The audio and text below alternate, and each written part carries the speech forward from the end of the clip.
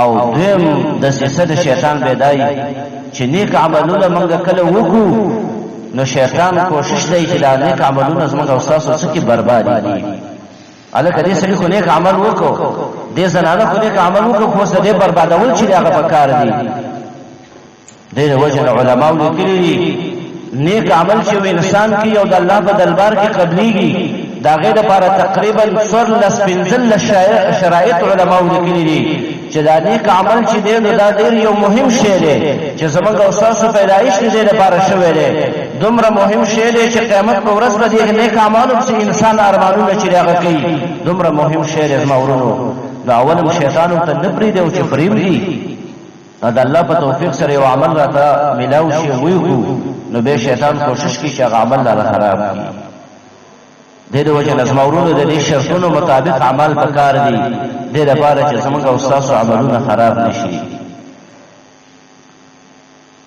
یو د درې شرطونه به تاسو سره روانم چې هغه د قران او د حدیث ته معلوم شرطونه دي. زما اورونو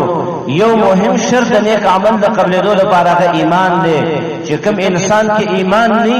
نو دا هغه نیک عمل د الله په دربار کې نه قبليږي. دا کافران مشرکان يهود نصارا دا څومره نیک عملونه چې هغه کوي هغه د الله په دربار کې نه قبليږي. زما ورونو ولې ایمان به کې نشته لري. من عمل صالحا من ذكر او انثى وهو مؤمن الله فرمایي چې کوم انسان نیک عمل وکړي چې نارینه وي او که زنانه وي په داسې حال کې چې هغه مؤمن وي نو الله فرمایي فلنحيينه حیاة طیبه زه هغه مزیدار ژوند په دنیا کې چې هغه ورکوما وهو مؤمن غیر سره لګولی دی چې نیک عمل نارینه کوي که زنانه کوي خو په دې شرط باندې چې دا به مؤمن وي نو الله فرمایي زه د عمل به قبلو بدل به مزیدار ژوند په دنیا کې زه ورکوما. حیات طیبه په دنیا کې هم الله ورکي، په قبر کې هم الله ورکي، په آخرت کې هم د ژوند شي هغه مزیداري. په دې وجه باندې چې خیسته عملونه کړي ورسره ایمان او عقیده برابر ده. چې کله بچا کې ایمان نه د چا عقیده برابر نه نو داغه اعمال نه قبليږي. ابو جهل مبارک مشهور ده 250 حجونه ابو جهل چې هغه کړو لیکن داغه د الله په دربار کې قبول نه دي ولی عقیده برابر نه و. د الله رب العالمین سره به شریکان جوړول، د الله رب العالمین سره برخداران جوړول. په توام چې وکاو تلبیه چې ویل په تلبیه کې هم د الله سره شریکان چې هغه جوړول. تلبیه کې به هغه الفاظ ویل چې هغه کې به شرکی الفاظ وزماورو. دارنګه اوس يهود نصارا کافران اسپیټالونه سازي کوین په بازي علاقو کې جوړي سره کې موږ او تاسو له جوړي کو په دې باندې دیوتا اجر او ثواب نه ملاويږي، جنت او ته نه ملاويږي. وجه دا چې وهو مؤمنون د دې عقیده صحیح نه ده، په دې کې ایمان په الله او په رسول باندې صحیح نشته، په ورځ د آخرت باندې د ایمان چې راغلی نشته نو دا عملونه د الله په دربار کې نه قبليږي. منګه او تاسو الحمدلله ایمان امراوړې دي، اسلام امراوړې دي. دا د الله لوی نعمت دی ایمان او اسلام چې د دې په وجه باندې الله رب العالمین په دربار کې زموږ او تاسو عملونه الله قبلې زموږ. دوی مهم شرط هغه چې د اخلاص دی زموږ. چې منګه او تاسو چې یو عمل کوو په عمل کې اخلاص ضروری دی. چې کله منګه او تاسو په عمل کې اخلاص نه کوو نو هغه عمل د الله په دربار کې نه قبليږي. نیک عمل وکړو ورسره الحمدلله ایمان او اسلام هم را پکې شته، خو چې کله په دې عمل کې په نفس عمل کې اخلاص موجود نه وي نو زما ورته هغه عمل د الله په دربار کې به نه قبليږي. اسی انسان ځان سره کې ثواب ورته نه ملایږي. اخلاص څه ویل کېږي؟ عمل خالص د الله لپاره کول چې په هغه کې د دنیا څخه حصہ نه وي، په هغه کې د ریا چې هغه نه وي، په هغه کې سمعت چې د اوزام خودنه خلقو ته چې هغه پکې نه وي، خلقو ته خپل هغه صفاتونه او رول چې هغه پکې نه وي چې خلق سما صفاتونه وکي.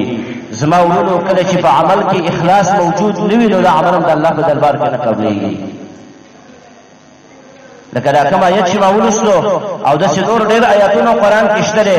الله فرمایي فمن كان يرجو لقاء ربه، کم انسان چې عقیده لري او امید لري د ملاقات د خپل رب چې زبد الله سره قیامت کې ملاويږم فليعمل عملا صالحا، دا انسان د نیک عملونه وکي، خیسته عملونه دی وکي. او ورسره فرمایي ولا يشرك بعبادة ربه احدا،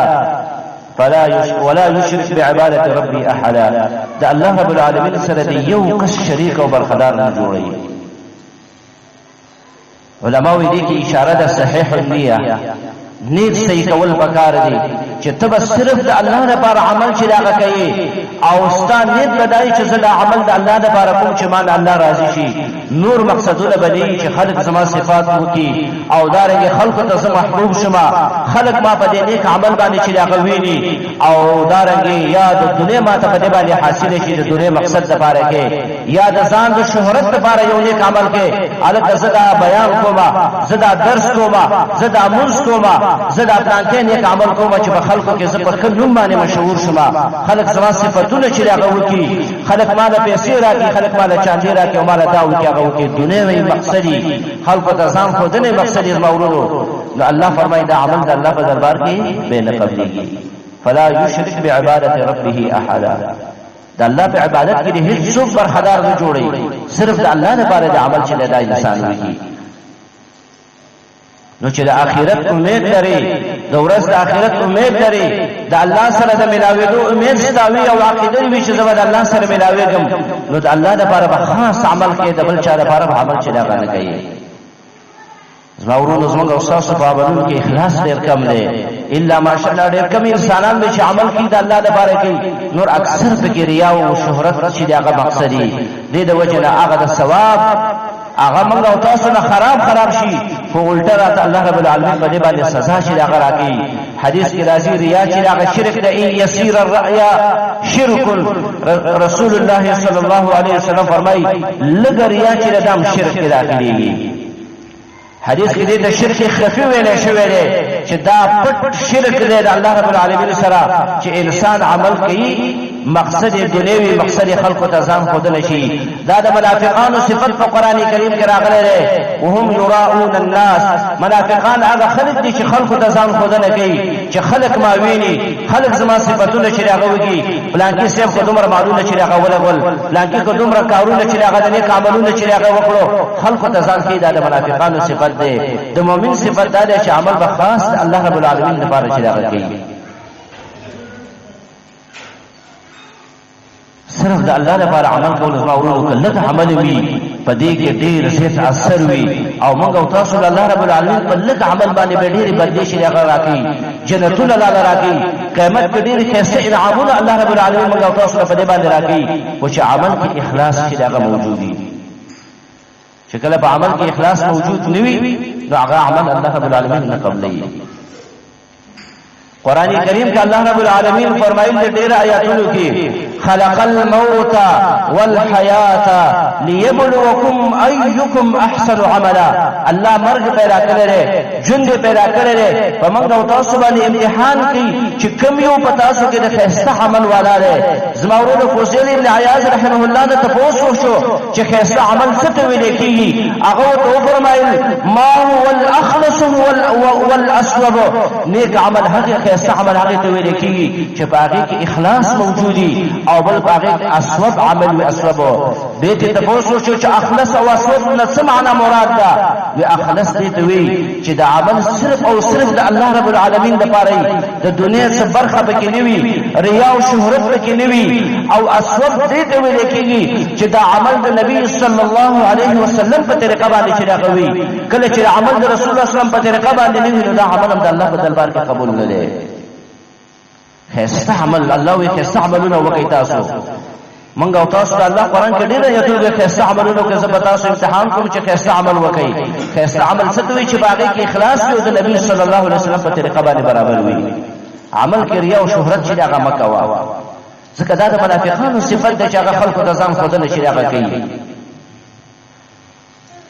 من صلى يرائي فقد اشرك ومن صام يرائي فقد اشرك. چا چې وضو کو د خلکو ته د ځان خودنه لپاره، نبی صلی الله علیه وسلم فرمایي د شرک وګو. چا چې روزه ویل د خلکو ته د ځان خودنه لپاره د شرک چې هغه وکړو د وجه نه د شرک ویل شو د زما ورونو خلکو ته ځان خودنه کولو. نن سبا وګورئ کنه خلک خیراتونه ورکوي زکاتونه ورکوي صدقې کوي چې کوم ځای کې د ریا او مدارنګ خلکو ته ځان ښودنې هلته به دا مال رسوي چېرې خلک زما صفتونه چې هغه وکړي چې لکه د دومره مال په دې مسجد کې ولګوو پلانکي صاحب خو دومره مال چې هغه په دې کوڅه باندې چې هغه ولګوو پلانکي صاحب خو دومره مال په پلانکي ځای کې ولګوو زما ورونو ډېر نیک عمل موږ او تاسو وکړو خو لیکن شیطان راته وسوسه راوړي چې خلکو ته ځان وښایه هېڅ د هغې په وجه باندې هغه عمل هم څه شي برباد شي اخلاص ډېر ضرور دی چې موږ او تاسو عمل کوو مخکې نه بس نیت خالص الله رب العالمین لپاره وکړو چې الله ستاسو رضا لپاره زه کوم دغه وجه حدیث نه معلومیږي چې تاسو نفلي منځونه په کورونو کې کوئ وجه دا ده چې په دې کې ریا نه واقع کېږي په کور کې کوه نفلي منځونه په جماعت کې کېږي لیکن په کور کې بهتر دی چې وشي وجه دا ده چې په دې کې ریا نه راځي تهجد منځ کې ولې ډېر ثواب دی ځکه چې په دې کې ریا تاسو نینی مګر هغه انسانان چې هغه بوډاګان انسانان یې بازي چې هغه د شپې تهجد وکړي او سهار نه باندې به امام ته لګي چې د شپې زه راپاڅېدلی وم په جانماز باندې ناست وم وسکو خفا مې واورېده کله و پلانکي ځای کې مې ډزې واورېدې کله و پلانکي کار چې هغه داسې چې هغه وشو مقصد یې دا د امام ته د نورو خلکو ته ځان کېږي چې زه د شپې په 4 بجې باندې په جانماز باندې ناست وم منځونه عبادت مې کوو داسې مه کوه دې سره د عمل برباد شو چې کله خلکو ته تذکرې د خپل اعمالو کوي دې سره عمل بربادېږي تاسو ګورئ یو سړی به 1 لک روپۍ د الله د رضا دپاره چې یو کس به ورکړي خو مقصد د الله رضا نه وي بلکې مقصد د ریا او شهرت هغه ته یو زره عمر نیکي چې هغه نه ملاوي ثواب ورته الله نه ورکوي لیکن کوم انسان چې په خلاص باندې صدقه وکړي حدیث کې راځي او دومره پټه صدقه چې هغه ورکړي چې ګس لاس د هغې نه خبر نشي رسول الله صلی الله علیه وسلم فرمایي دا انسان د الله د عرش د سوري لاندې ودرېږي روایت د ابو هريره رضی الله عنه دی امام بخاري رحمه الله راوړی دی 7 يظلهم الله في ظله يوم لا ظل الا ظله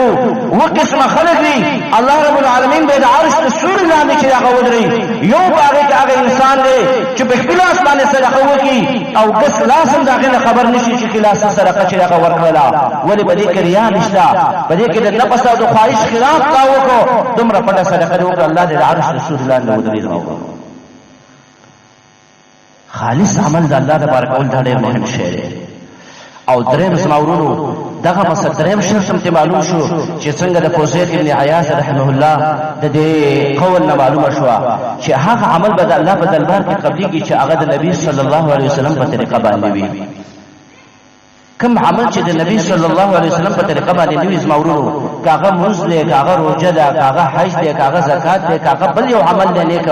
خو چې د الله د نبی طریقه په کې نیو هغه د الله په دربار کې شي هغه نه قبليږي امام مالک رحمه الله فرمایلی دی ډېره ښه خبره کړې ده و سنت د نبی صلی الله علیه وسلم چې د سفینه نوح دا پشان د کشته د نوح علیه السلام دی څوک چې بده کې کیناست هغه به نجات بندي کی او څوک چې د کشته نه بچ شي هغه غرق کیږي مطلب یې دا دی چې کوم انسان د نبی صلی الله علیه وسلم د سنت مطابق عمل وکړي هغه د الله په دربار کې قبليږي او کوم انسان چې د نبی صلی الله علیه وسلم د سنت خلاف عمل وکړي اگر هغه ډېر عمل ولې نه وي اگر هغه په اخلاص سره ولې نه وي کړی خالص د الله لپاره عمل کوي خو ایمان مو پکې دی او د نبی صلی الله علیه وسلم لارې خطا کړل د زماورونو د عمل د الله په دربار کې نه قبليږي رسم او رواج په طریقه باندې یو عمل یو سړی کوي الکه زمونږ رسم داسې دی چې یاره مړی را پکې وشنو په اوله ورځ باندې به موږ دیګونه باندې کوو او خیرات به بیا هلته به مړی پروت او دلته به د اوله ورځ خیرات دي په درېیمه ورځ باندې لازمول چې په درېیمه ورځ باندې موږ خیرات ونکړو نو دا خو د خلکو موږ ډېره خوړلې ده 2 میکې راولې 3 میکې را څومره خرچه چې هغه وکړي زما ورونو لیکن دا عمل د الله په دربار کې ولې نه قبليږي ځکه یو په باندې کې اخلاص نشته او دویم د نبی صلی الله علیه وسلم طریقه په کې نشته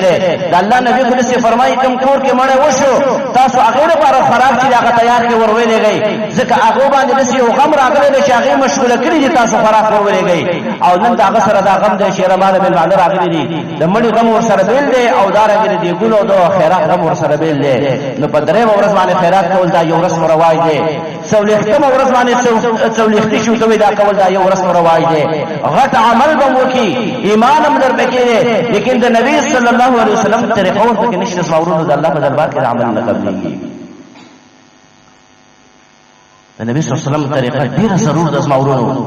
من عمل عملا ليس عليه امرنا فهو رد. صحیح روایت ہے نبی صلی اللہ علیہ وسلم فرمائی چاچی یو عمل وکو دسی یو کار وکو چې باغې باندې زمنګ امر موجود نه نه د رسول الله صلی الله علیه وسلم فعل باغې کې موجودي نه د رسول الله صلی الله علیه وسلم قول باغې کې موجودي نه د رسول الله تقریر باغې کې موجودي فهو رد. هغه عمل مردود دی د الله په دربار کې هغه چې هغه نه قبليږي. لکه دا بدعي منځونه راوځي دي وسنن سبا خلکو لکه دومره منځونه چې وکړي دسی چل به وشي او شپلان کې آیت په اول رکعت کې دومره کرته وي نو دومره ثوابونه دی او دا دی واغري. هلکه دلیل به څه چې ته دومره ځان پازابه. آیا د نبی صلی الله علیه وسلم حدیث په دې باره کې شته؟ آیا دا قول او تقریر دې باره کې شته؟ آیا دا فعل او عمل دې په باره کې شته؟ نو ټیک ده به دا عمل کوه الله بل اجر درکړي. خو چې د نبی صلی الله علیه وسلم قول فعل او تقریر دا غي په باره کې نه زمورو او یو صالح عمل کینو دا د الله په دربار کې نه قبليږي. دل وجه نشه موږ او تاسو عمل کو حج لذي عمره لذي بل یو نیک عمل چې هغه کې مخکې کینه د یو عالم سره د نبی صلی الله علیه وسلم طریقې زده کا مړ در پکې وشو وعده در باندې راغی د یو عالم سره کینه د قران او د حدیث یو عالم سره کینه دا غلط تاسو د په معاملې دا وعده راغی د نبی صلی الله علیه وسلم عمل څنګه د نبی صلی الله علیه وسلم په زمانه کې ودونه کېدل دا څنګه وعده وکړه نبی صلی الله علیه وسلم په زمانه کې مړ کېدل په کومه طریقه هغه دفن کول په کومه طریقه باندې هغه تجهیز او تکفین چې هغه کېده دا تاسو یو عالم لشي هغه وکا او په هغه طریقه باندې به عمل وکا نسمعونه موږ او تاسو به الله اجر ورکړي ثواب هم الله راکړي. الله په دې باندې راضي کیږي. قران کریم کې الله فرمایي که تاسو د الله سره محبت کول غواړئ فتبعوني نصرات تابعداري وکړئ. د نبی صلی الله علیه وسلم په تابعداري کې د دنیا او د آخرت ګټه رزماورو. هر هغه عمل چې بلانکې ذکر کې دومره ثواب دی بلانکې موضوع کې دومره ثواب دی. آیا په دې کې د نبی صلی الله علیه وسلم عمل دغه حدیث دغه قول او تقریر شته ټیک د به کوا کدا په کې نیوی نو دا به ثواب نه دي. څه بلوي چې دا خو ذکر دی دا خو د قران تلاوت دی دا خو په دې کې ولې ثواب نشته دی ذکر کې ثواب نشته دی چې دا د نبی صلی الله علیه وسلم عمل نه دی. دا اختر قورس باندې موږ او تاسو منشي هغه ټول د اختر موضوع دا غیر پر اذان او اقامت نشته دی. یو سړی دا غیر پر اذان او اقامت هم کوي او په دې به ګناګار او په دې کې به څه ګناګار چې د نبی صلی الله علیه وسلم عمل دانه دی په اذان او په اقامت ته ګناګار نه خو په دې د رسول الله صلی الله علیه وسلم په مخالفت باندې ته ګناګار چې نبی صلی الله علیه وسلم دا طریقه نه کړې موږ تاسو به نه کوو. په عام منځونو کې اذان هم کړل اقامت هم کړل موږ تاسو به کوو که په دې کې پریدو په دې باندې به ګناګاری کوو. وجه دا چې د نبی صلی الله علیه وسلم د عمل تابعداري موږ تاسو باندې لازم د په هر نیک عمل کې. نو عرض می داخل اوسما ورونو چې موږ او تاسو په دنیا کې الله دې نیک عملونه پیدا کړي. موږ او تاسو په کار دا چې موږ دا مختصر ژوندۍ د الله په عبادت او په نیک اعمال باندې تیر کړو او په هر عمل کې اخلاص چې دا پیدا کړو اوسما ورونو خالص الله لپاره عمل وکړو پټ پټ عملونه چې د الله لپاره وکړو او د هر عمل کې د نبی صلی الله علیه وسلم تابعداري موږ او تاسو وکړو. دا سينو چې ډیر عملونه ممکني او د نبی صلی الله علیه وسلم هغه د فعل او د قول او د تقریر خلاف اوسما ورونو دا د سنت خلافي او قیامت کې د الله سره مخامخ شو هیڅ اجر راته ملاو نشي. نو دا ډېره د یې خبره ده. اخلاص په عمل کې موږ تاسو ډېر پکار دی او د نبی صلی الله علیه وسلم تابعداري موږ تاسو ته پکار ده. الله رب العالمین موږ تاسو ته په خبرو باندې دعوت کولو توفیق راکړي. واخر دعوانا الحمد لله رب العالمین.